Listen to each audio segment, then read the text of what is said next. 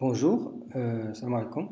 Donc j'espère que vous allez bien. Donc notre TP d'aujourd'hui concernant la programmation événementielle porte sur l'animation d'une suite d'images. Ok. Donc on passe directement à voir le résultat souhaité. Alors je vais un petit peu modifier la résolution. Voilà.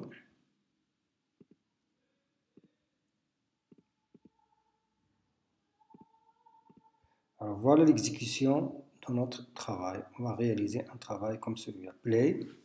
Donc ça permet d'animer. Moi j'ai choisi 5 images, et vous pouvez choisir bien sûr plus. Stop, play. Alors maintenant, on va fermer ce projet. On va choisir bien sûr fermer la solution. Une chose, c'est que ici on aura besoin d'un dossier qui contient les images. Ici par exemple, j'ai mis un dossier images dans le bureau où j'ai mis des images, comme vous voyez ici. Donc ils doivent avoir la même extension, que ce soit PNG ou bien JPG, il n'y a pas de problème. Ok. Alors ici, bien sûr, j'ai les 5 images. Ils sont nommés respectivement image 1, image 2, image 3, image 4, image 5. Ou vous pouvez mettre IMG 1, 2, 3. C'est-à-dire tout simplement, il faut garder ici une suite, une numérique 1, 2, 3, 4, 5, 6, etc. Selon le nombre d'images que vous voulez animer. Alors ensuite, maintenant, nous passons à la création d'un nouveau projet. Je vais mettre nouveau projet. Je vais mettre ici par exemple le nom voulu, animation image 2 par exemple. Ici le dossier, c'est-à-dire l'emplacement d'enregistrement par défaut, bien sûr, c'est un dossier qui se trouve dans le document qui s'appelle Visual Studio 2012 Project. Sinon, vous pouvez changer d'emplacement, mais je préfère que vous gardez le même dossier. Donc, c'est le dossier qui contient tous les projets créés dans votre logiciel Visual Studio. Alors maintenant, je vais cliquer sur OK. Voilà, donc ma fenêtre est créée. Donc j'aurai besoin, bien sûr, comme vous voyez dans l'exercice, j'aurai besoin d'une zone d'image, c'est-à-dire le control picture box. J'aurai besoin de 2 boutons, j'aurai besoin du timer. Donc ce sont les éléments dont j'aurai besoin pour réaliser mon TP. Alors commençons par label. OK. Je pense que l'exemple, j'ai pas mis, mais s'il n'y a pas de problème, on va la faire ici. Donc animation, image. OK. Maintenant, je vais choisir la propriété auto size, choisir false. Alors, je vais choisir un background color. Par exemple, on va choisir une couleur comme vous voulez. C'est pas moi. Vous avez le choix, bien sûr. Ensuite, nous allons dans la propriété font. Voilà, donc on va modifier bien sûr la police si vous voulez, la taille, c'est-à-dire le style gras, la taille. Je vais mettre par exemple 18. Ça va. Alors, reste à centrer horizontalement et verticalement. On va aller directement dans la propriété Text Align. Je vais choisir Middle Center, c'est ça. Maintenant, je vais ajouter un contrôle Picture Box, c'est-à-dire zone d'image. Picture Box, elle est là.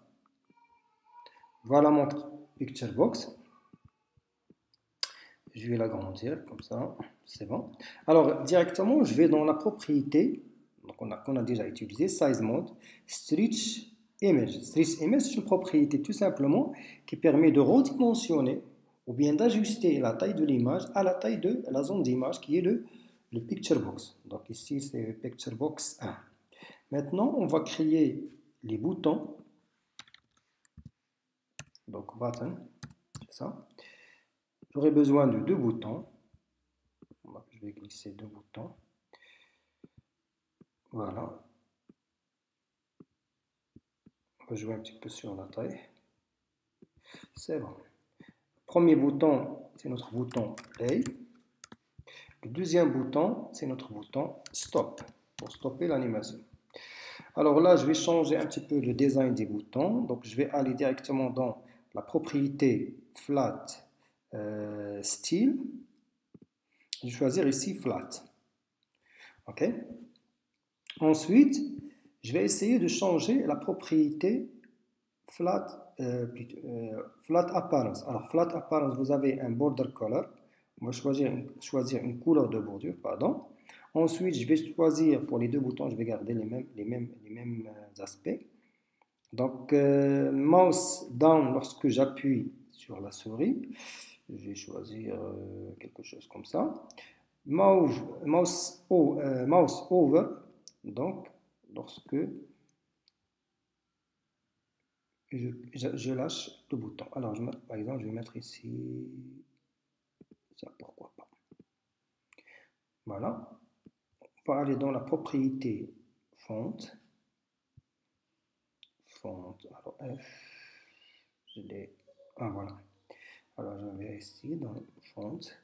Je vais choisir par exemple le gras chez MS, la taille 14. Voilà. Alors ensuite, nous allons faire glisser bien sûr le control timer, notre fameux control timer. Voilà. C'est bon. Alors le code bien sûr va porter sur le timer. Alors d'abord, je vais modifier la propriété intervalle. Je vais mettre par exemple ici 500. À titre d'exemple, ok. Ça, vous pouvez changer par la suite. Je vais garder false si par exemple j'ai besoin que l'animation ne se lance que si j'appuie sur le bouton play. Okay, je vais l'arrêter bien sûr en cliquant sur le bouton stop. Alors maintenant, notre code. Alors notre code, bien sûr, va porter sur l'animation. Plutôt, on va essayer d'appeler les images à partir de notre dossier. Donc, dans ce cas-là, on va utiliser bien sûr picturebox 1, c'est la zone d'image, .image égale image.fromFile, ça veut dire à partir d'un fichier. Alors là, je dois bien sûr spécifier l'emplacement ou bien le chemin des images. Je vais ici dans le bureau, je double-clique sur mon dossier image, je clique ici dans la zone, la barre d'adresse, je vais copier ce chemin-là. Alors je reviens ici et je mets le chemin. Alors maintenant, bien sûr, comme vous voyez, ça c'est le chemin des images. Mais normalement, ça doit être suivi, bien sûr, du nom d'image. Alors ici, je vais mettre, bien sûr, image. Le problème, c'est que j'ai plusieurs images, ce n'est pas une seule image. Donc je vais essayer d'appeler plusieurs images.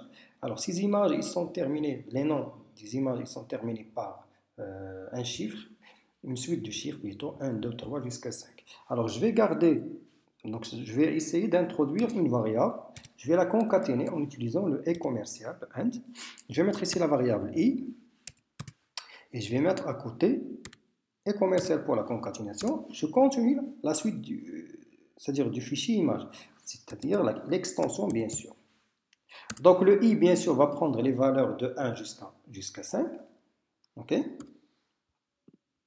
Alors je vais déclarer la variable i en haut, c'est-à-dire dans la classe, ça va être une variable globale. Donc je vais la déclarer entière. Ensuite,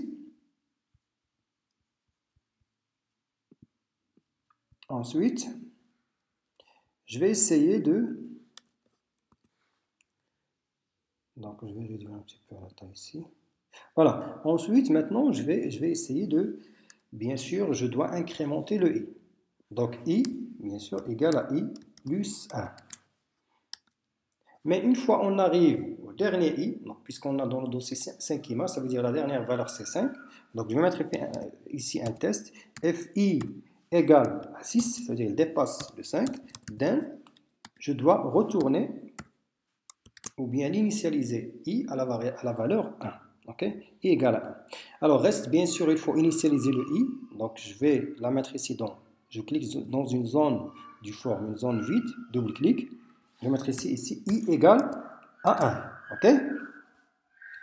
Voilà, donc bien sûr, ici, donc maintenant, on peut, si vous voulez, on peut tester. Mais avant de tester, bien sûr, le problème ici, j'ai mis le code dans le timer, je vais le transmettre par la suite vers les boutons.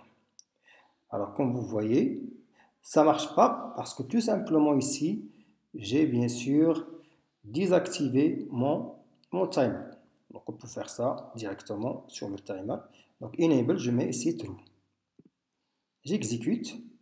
vous voyez les images, ça marche, il n'y a pas de problème. On arrive à la sixième image, qui n'existe pas bien sûr. C'est-à-dire, la valeur de i arrive à 6. Bien sûr, on l'initialise à nouveau à 1. Comme ça, on entre dans une boucle. Alors maintenant, on doit faire travailler les boutons.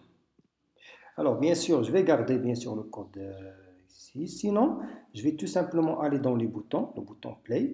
Je vais essayer de mettre ici, bien sûr, je vais essayer d'activer ou non le timer. Ce que je vais faire tout simplement, je vais mettre ici timer 1. Timer 1, c'est ça, timer 1. Point enabled égale true. OK? Maintenant, nous allons dans le bouton stop. Je vais mettre ici timer 1. Point enabled égale false. OK? Mais, c'est-à-dire, je ne veux pas que l'animation commence jusqu'à ce que je clique sur les boutons. Alors, je vais essayer dans la propriété du timer. La propriété enable, je mets false. Comme ça, l'animation ne va pas démarrer tant que je n'ai pas appuyé sur le bouton play. Donc, play. Voilà l'animation. OK. Stop. Voilà, donc à ce point-là, bien sûr, on va dire notre exercice prend fin. Juste pour vous laisser un petit peu la possibilité de prendre le code. Alors, je pense que vous allez refaire ça à la maison, plutôt le faire, ok, par la suite. Alors, merci de votre attention et à la prochaine fois.